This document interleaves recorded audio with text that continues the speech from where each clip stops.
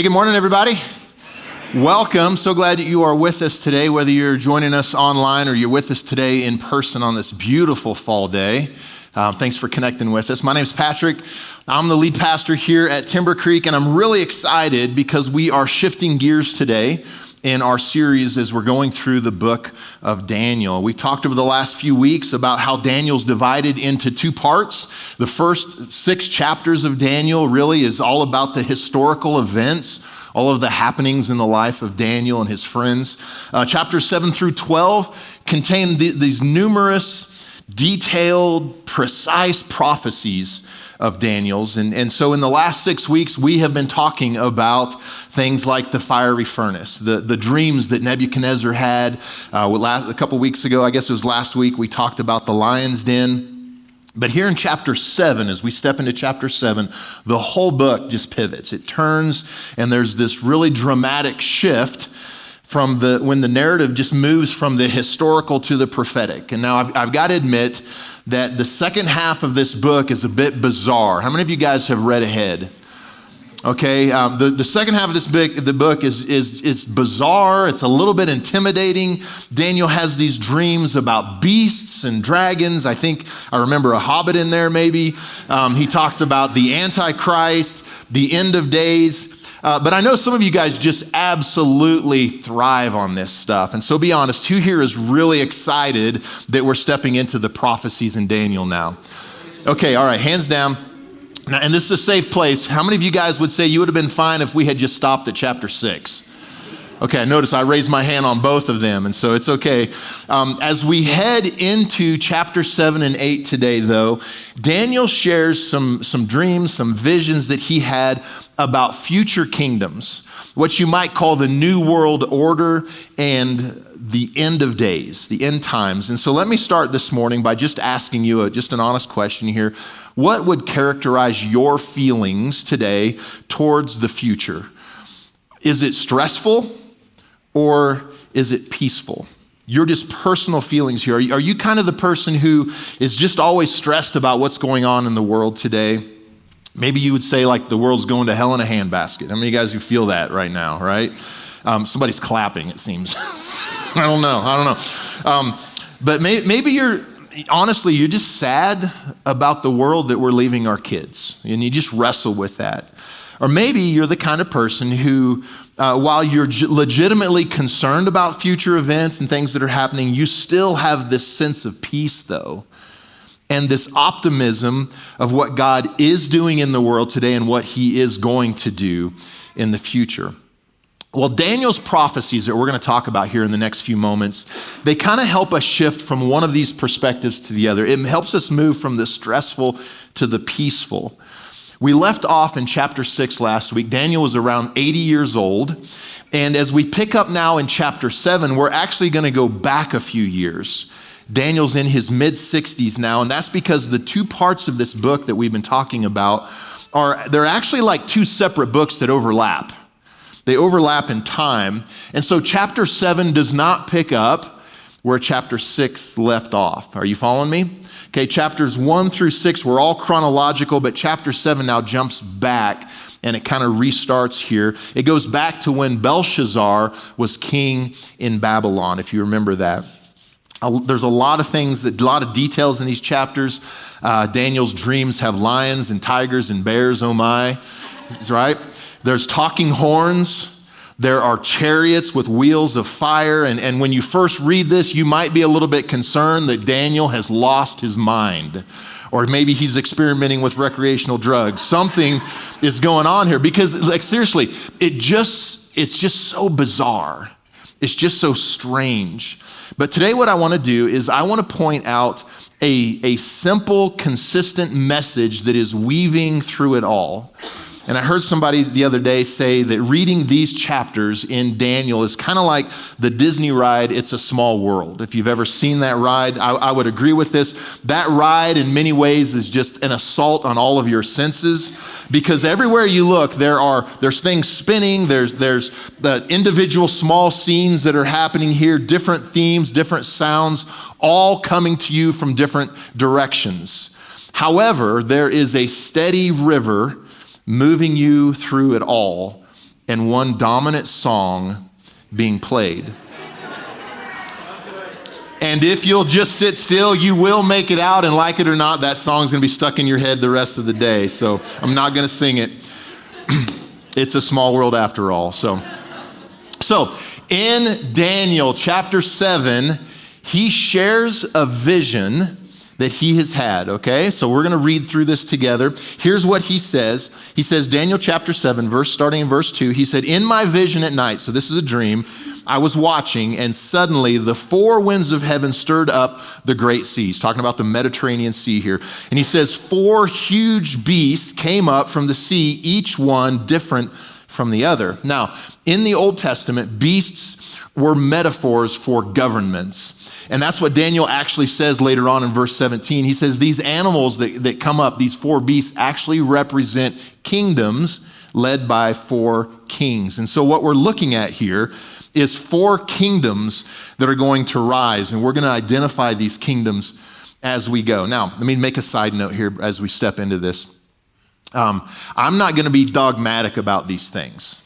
There are many interpretations of how these things here, the symbolism and how it can be interpreted in this passage here. The interpretation of the majority of Bible scholars is kind of where I land here. I'm going to share that with you. This is my take on it. But there are many ways that this symbolism can be interpreted. So I want to just say that up front here. I'm not going to be dogmatic and just tell you like, you got to believe my way or you're just wrong. Here's what I see clearly as the interpretation of this, and many classical theologians would agree on this. So Daniel is telling us that he sees these four beasts and they represent these kingdoms here. So here's what he says, starting in verse 4 now. He said, the first beast, the first was like a lion, and it had eagle's wings. He said, I continued watching until its wings were tore off, but it was lifted up from the ground, set on its feet like a man, and it was given a human mind. All right, so this first beast represents the kingdom of Babylon. We've already read about this. The wings that would get torn off of him represent when Nebuchadnezzar lost his mind. He falls from grace. He's groveling like an animal on the ground, after which the Lord lifted him up off of the ground, restored his mind to him. We read all about that event in chapter 4. Daniel continues here then. He says, suddenly another beast appeared, and it was the second one that looked like a bear. And it was raised up on one side, meaning it was larger on one side than it was on the other side. It had 3 ribs in its mouth between its teeth, and it was told, get up, devour much flesh. Now, this bear represents the Medo-Persian Empire that we also have talked about, chapter 5 specifically, when the Medo-Persian Empire came in, conquered Babylon. And the fact that the bear is larger on one side just represents the fact that Persia was much larger, much more dominant than the Medes. In fact, they eventually took over the entire kingdom from them. So it was larger on one side with the Persians. Continuing on. You guys still with me? Haven't lost you yet. We just started. Okay, we're only halfway into this dream here. So he says this, after this, while I was watching, suddenly another beast appeared. It was like a leopard with 4 wings on its back, and it had 4 heads. So now we're getting strange. It has 4 heads, and it was given dominion. So this third animal represents Greece. And we're going to get into talking about Greece today just a little bit, under the leadership of who you probably remember from world history, Alexander the Great. And the fact that this leopard has wings just represents the speed at which Greece took over. Alexander did it all, conquered the entire known world at that time by the time he was 30 years old. 30 years old. He was an incredible warrior, maybe the greatest conqueror the world's ever known. In fact, when Alexander conquered the Persians, when he conquered them, which is prophesied right here, he brought with him only 35,000 soldiers to fight against 100,000 soldiers of Persia on their soil, and yet he won magnificently. Just completely dominated them. Historians would tell us that in that battle, Persia lost over 20,000 soldiers, and the Greeks only lost 100 soldiers in that battle. It was a dominant win, and it was an aggressive move that Alexander took over the entire world at that time. So this is a leopard, a fast-moving leopard with wings. Now, the 4 heads on this. Are you guys still with me? Now it just sounds weird, right? Okay. So help me out here, okay? Like eyes wide open, you got to be like, oh my, like, right? Lions and tigers and bears, oh my. So we're talking about a leopard with 4 heads now.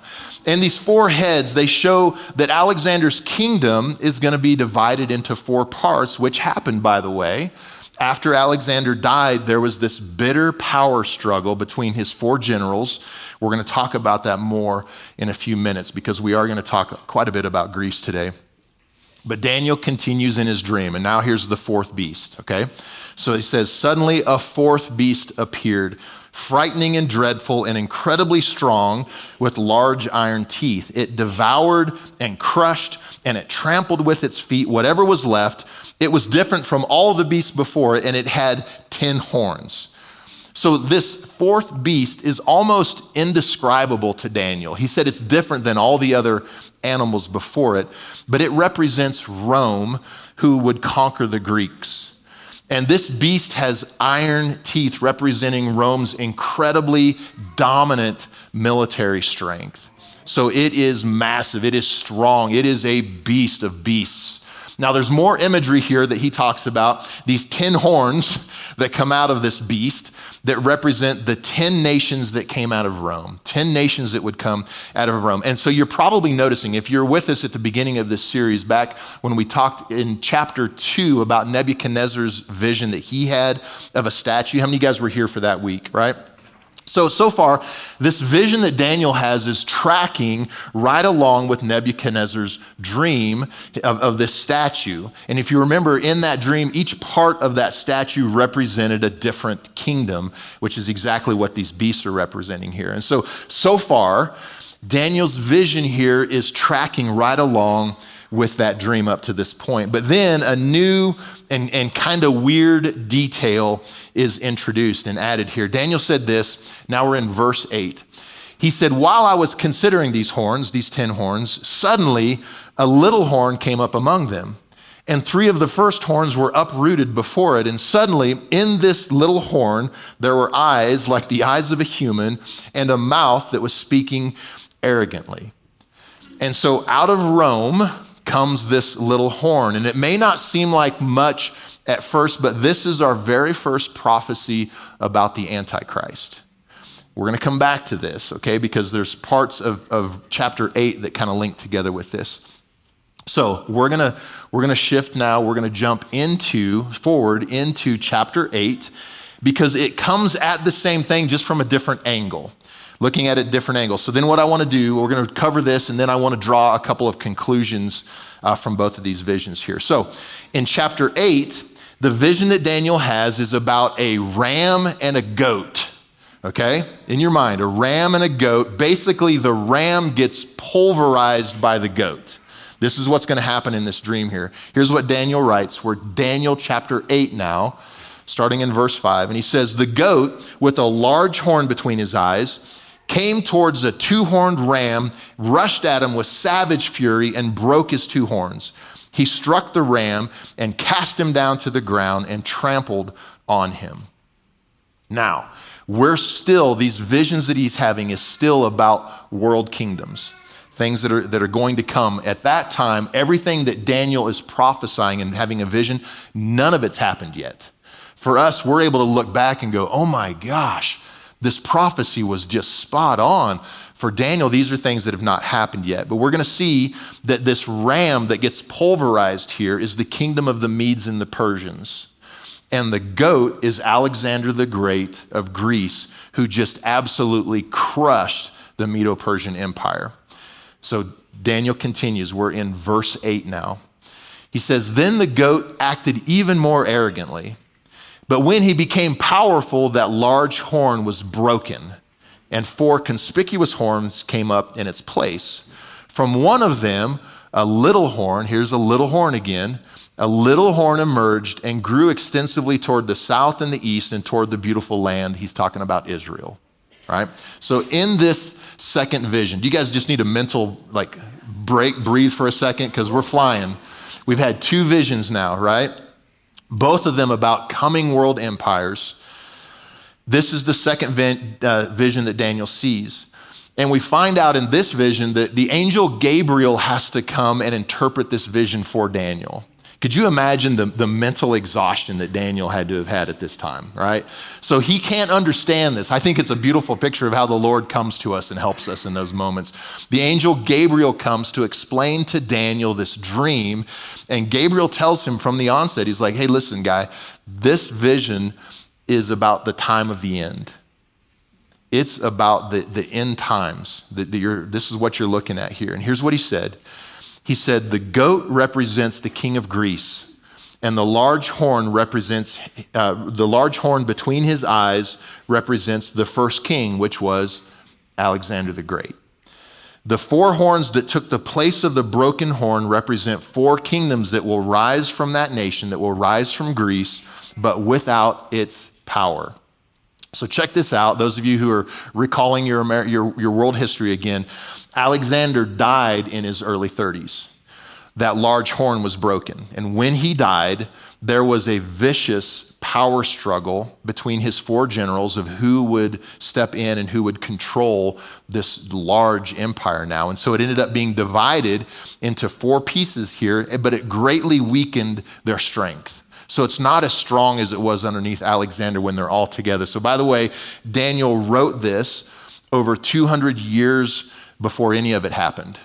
200 years before Alexander's even born. It's pretty amazing, this prophecy here. The angel Gabriel continues to interpret this dream for Daniel, and here's what he says. This is verse 23 now. He says, near the end of their rule, so he's talking about these four horns that come up, near the end of their rule, when they have reached the full measure of their sin, a ruthless king skilled in intrigue will come to the throne. His power will be great, but it will not be his own. He will cause outrageous destruction and succeed in whatever he does. He will destroy the powerful along with the holy people. He will cause deceit to prosper throughout his cunning and by his influence. And in his own mind, he will exalt himself. He will destroy many in a time of peace. He will even stand against the Prince of Princes. He's talking about Jesus. He'll even come against Jesus. Yet he will be broken, but not by human hands. So Gabriel is saying this, the angel is saying this, out of those four horns in Greece is going to come a ruthless, small horn that's going to arise. It's going to be cunning. It's going to be violent, especially vicious towards God's people. And again, those of you who are like, dude, I know where you're going. This is history how many of you guys love history? Can the rest of you just raise your hands so that I'm excited this morning as well, right? 170 BC, before Christ, 170 BC, a man named Antiochus IV rose to power out of one of these kingdoms in Greece, and he set on this violent campaign of conquest. And Daniel prophesied that this little horn would aim his conquest towards the south and towards the east, which would have been Egypt and Israel, and that's exactly what Antiochus did. So as he prophesied, he was ruthless. He murdered 80,000 Jews as he entered Jerusalem, and we're talking elderly, women, and children, not just warriors. So he's just ruthless here. When he takes over, he issues coins that are made with his image on it that read, King Antiochus, God in the flesh. And to top it off, he sets up a statue inside their temple in the Holy of Holies. He sets up an image of himself and forces people to worship him. It's almost impossible to describe the offensiveness of this to the Jews. It was complete and utter blasphemy against God. Daniel would go on to later call it the abomination of desecration. The abomination. We're going to talk about that in a couple weeks. But then out of nowhere, this dominant, ruthless king here, Antiochus, caught a virus, went insane, and died. Just like Daniel predicted, he didn't die by human hands. The Lord just takes him out. Now, listen, here's where things start to get, I'm hoping that you're with me so far, because now this is where things get a little bit deeper and you start seeing them kind of splinter off into things, right? It's safe for us to be able to point at Antiochus and say that he was a specific fulfillment of this prophecy, of this dream here. But I want to show you something that's really interesting about how later Bible writers would treat this prophecy that Daniel gives, this dream that he has, because it actually teaches us a couple of things that are very important for us to learn about prophecy. First, even though these events here that we've just read through, even though these events here in Daniel chapter 8 were clearly fulfilled by Antiochus, both Jesus and the apostles John and Peter, who again, they lived 200 years after Antiochus, they use this dream, this vision from Daniel chapter 8 to point to something still in the future, especially the rise of the Antichrist. So even though Antiochus clearly fulfilled this promise, this prophecy, he clearly fulfilled this prophecy, Jesus, John, and Paul use it to point to something still to come. And so that leads us to our first point here. I know it's on the screen. The prophecies about the Antichrist are already and not yet fulfilled. And that you may wrestle with that just a little bit. For many prophecies, there is both a near fulfillment and a far one. Something that happens soon, something that happens later. And a lot of Old Testament prophets talk about both fulfillments as if they're one, but they are oftentimes separate. So let me give you a little visual to help you just grab a hold of this. When you're in the mountains and you stand on one peak and you look off in the distance and you see a couple more peaks and they look like they're on one mountain here, two peaks on one mountain. But if you were to travel to those peaks there, you'd see that these two peaks that look like one mountain are actually individual mountains separated by dozens of miles. From far away, they look like one, but they're actually separated by a great distance here. And that's what Old Testament prophecy can often look like. The Bible would present these peaks together, but there is actually a near fulfillment and a far one. So Antiochus fulfills this prophecy in 170 BC, but it's also a picture of what's coming. Are you still with me? It's also a picture of the Antichrist and what he would be like. Let me give you a little bit of an example here. The Apostle Paul is later talking about this, and he's writing a letter to a group of believers in Thessalonica. So this is 2 Thessalonians, and he's talking about the future Antichrist that's coming. And they're probably in a conversation like this of trying to understand what's going to happen and what's coming. And so Paul is actually answering a charge or a question that the end times have already occurred. So these end times, the Antiochus came, and so they've already occurred.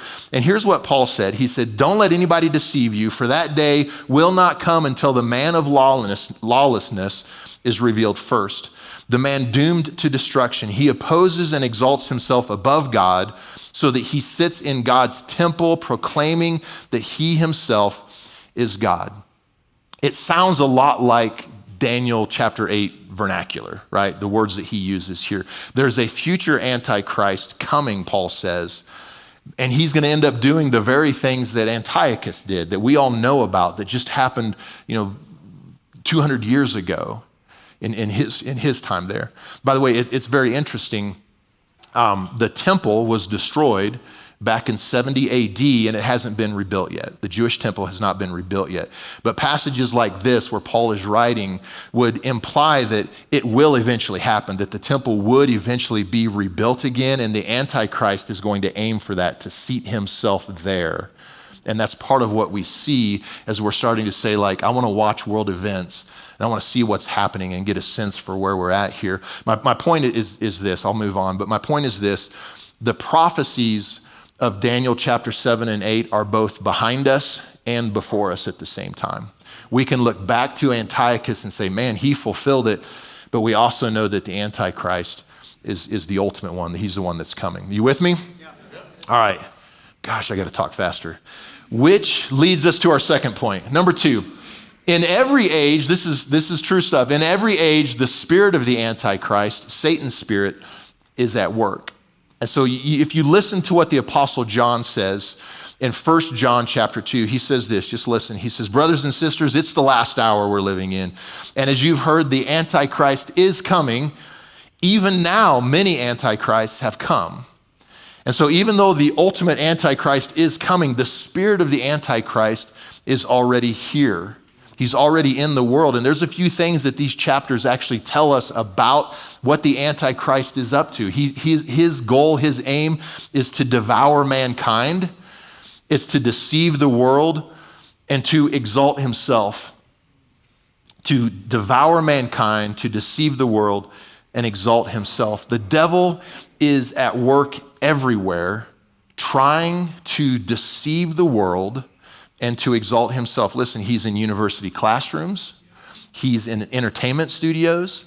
He's in media outlets, in corporate boardrooms. He's in social media platforms, making people question God's word and puffing up our obsession with ourselves.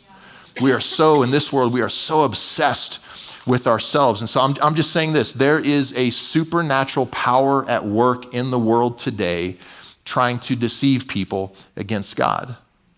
That's the spirit of the Antichrist that's already in the world operating right now. But he's also at the same time, he's just simply trying to devour mankind. That's his goal. Like you can't get distracted from this. The goal of the enemy is not to give life. It's to take life.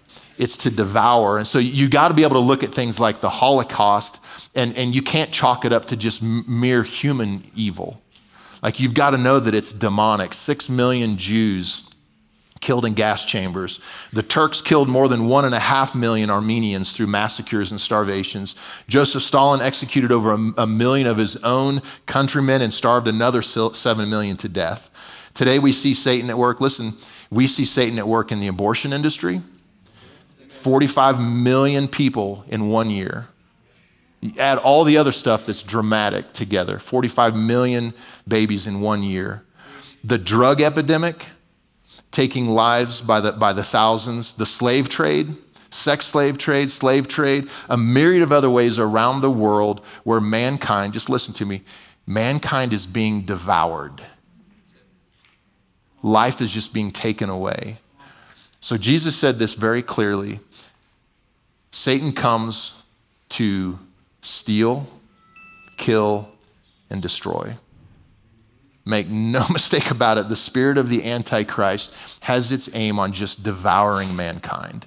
And that's what we see in this, and that's what we can expect to see in our world today. You might say, well, that sounds super depressing, right? But I've got some really good news. How many of you guys are ready for some good news now, right? Here's some good stuff here. Let's talk about this. Number 3, even in the age of the Antichrist, the Ancient of Days still rules. Now, come on, I'm really excited about this here. I want to take you back to Daniel chapter 7, and I want to show you what Daniel says in the midst of all of these prophecies that are about darkness and judgment. And here's what he says. I want to read this together with you. He says this, as I kept watching, thrones were set in place, and gosh, this is so great. The Ancient of Days, come on guys, like that ought to just do something inside of. The Ancient of Days took his seat. His clothing was white as snow, the hair of his head like the whitest wool. His throne was flaming fire. Its wheels were blazing fire. A river of fire was flowing out from his presence. Thousands upon thousands served him. 10,000 times 10,000 stood before him. The court was convened and the books were opened. Here is God in the midst of all the chaos coming to take his place as judge. Now listen, I don't have any tattoos, but if I were to get one, I might get Ancient of Days. Like this is so legit because listen, he was there before the beginning of time. Nothing gets by him. Nothing surprises him. He never misunderstands a thing, and there has never been a time when he was not fully in charge. His hair, it says, was white as snow, which means he carries the authority and the wisdom of the ages. His clothes, they're white like the purest wool, which means he is altogether righteous without the slightest imperfection. His throne blazes in fire, which means it just consumes everything before him. He alone is worthy to judge, and that's what he's about to do here, right? So sit down, little horn, right? Sit down, little horn. The Ancient of Days is in the room. And the judge is about to speak. And so there's some things to get excited about here. You don't have to overinflate this because it's big enough on its own. By the way, God's throne has wheels and are on fire. That's pretty cool, isn't it? Right? It's communicating that he goes to where his people are. And when he does that, he doesn't have to get off his throne to get there.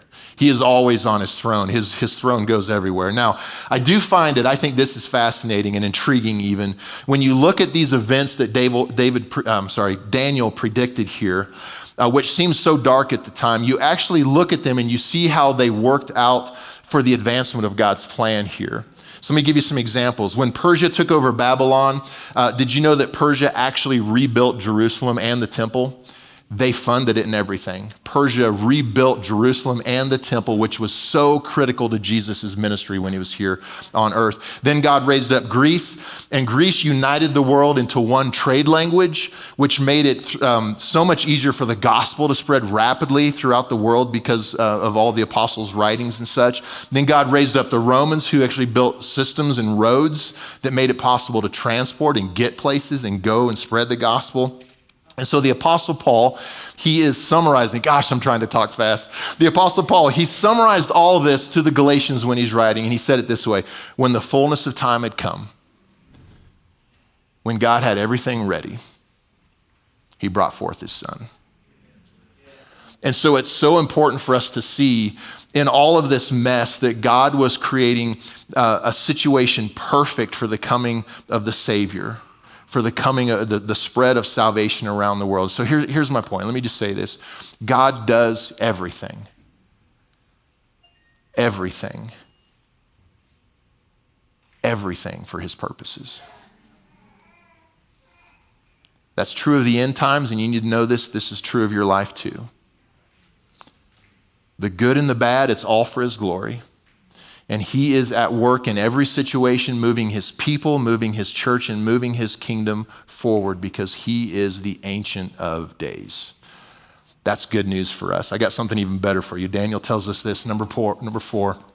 One day, the God who rules over the world will come to rule in the world. Now, come on, somebody. That's some good news as well, right? Listen, we had to trudge through some hard stuff to get to these last couple of points here, but let me read these last few verses with you before we close today. Daniel chapter 7, verse 11, and he's saying this: I watched then as the beast was slain, and its body was destroyed by fire. As I continued watching, suddenly the Son of Man, he's talking about Jesus here, came with the clouds of heaven, and he approached the Ancient of Days and was escorted before him. He was given dominion. He's talking about Jesus. Jesus was given dominion and glory and a kingdom so that those of every people, nation, and language should serve him. His dominion is an everlasting dominion that will not pass away, and his kingdom is one that will not be destroyed. One day, the God who was working invisibly in history is going to assume the throne personally. We don't see him now, but he will personally take the throne. And in that moment, scripture tells us that the power of the Antichrist will literally evaporate in front of him. So check this out. Paul says this in 2 Thessalonians. He said that Jesus will destroy the Antichrist and all of his armies with just the breath of his mouth. That's powerful, isn't it? John says it in Revelations. He says with just one word: Antichrist and all of his power, all of his kingdoms, all of his armies gone, just evaporated. There's coming a day when Jesus will break all of Satan's power for good. And you need to know that because we don't always see it in the world that we live in today. And even though we know that there's hard things in front of us, we know who wins. We know how it's going to land. We know what it's going to look like. Jesus is going to set up an eternal kingdom that has no end. And so that is the constant thread that gets pulled through these visions and these dreams that Daniel has. The rise and the fall of these world empires and the Antichrist, and yet the Ancient of Days remains sovereign and seated on his throne above it all. And so for you and I, just understanding this truth that's pulled through all of these future events here, it may not keep you and I from pain, but it can give us peace. It may not guard us from hard things that we're going to have to walk through in life, but it can produce peace inside of us, understanding who wins the battle. The Ancient of Days is on the throne. And God, who rules over history, promises to one day come to rule in history. And he's moving everything in your world, everything in this world, in your life, to that end. And so it may look dark at times. It may be challenging and struggling, but it's all flowing through the hand of God. And you need to know this: when the fullness of time comes, when God has everything and everyone in place, he's going to bring forth his Son again to rule and to reign forever. That's worth celebrating. It's worth allowing that to just fill your soul this morning, to be encouraged. But in the meantime, let me say this: in the meantime, you and I, we have something to do. We have work to do. We share God's love with the world around us. We preach his word, and we build his kingdom. Jesus said that this is the age of the church. This season that we're in right now is the age of the church. It's our time to spread the gospel, the good news of who he is and what he's done for you and for me. That's our job. That's our role. That's what we're called to do during this season. And so here's what I want to do as we wrap up this morning. If you're here today and you have never made a decision, a very specific decision, maybe you feel like you kind of ended up there, but you never made a decision to say, Jesus, you said these words, Jesus, I'm yours. Jesus, you take the lead. Jesus, I will follow you.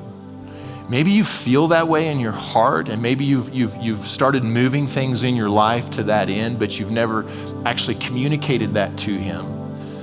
This morning, I just want to give you an opportunity to just make it clear, to make that decision, to make that commitment to him. And so if you're here today, I'm just going to ask if every head would be bowed, every eye closed this morning, just for you to be able to have a holy moment with the Lord, just one-on-one, you and the Lord.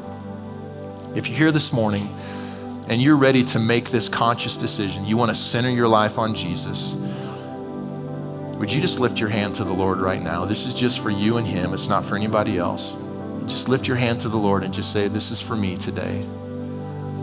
I see those hands. You can put your hands down this morning. I want to invite you to just pray this prayer with me. There's nothing magical about these words. It's just an opportunity that you're taking to try to describe, to try to communicate to the Lord what's happening in your heart right now. So you can just say, God, thank you for your great love for me. Thank you for sending your Son, Jesus, to make a way for me to experience real life, to spend eternity with you. And so, Jesus, today I choose to center my life on you. I ask you to forgive me for all my mistakes from the past, all of my sin. I pray that you would give me a brand new start with you taking the lead now. I ask that you'd give me the strength to follow you from this day forward. My life is yours.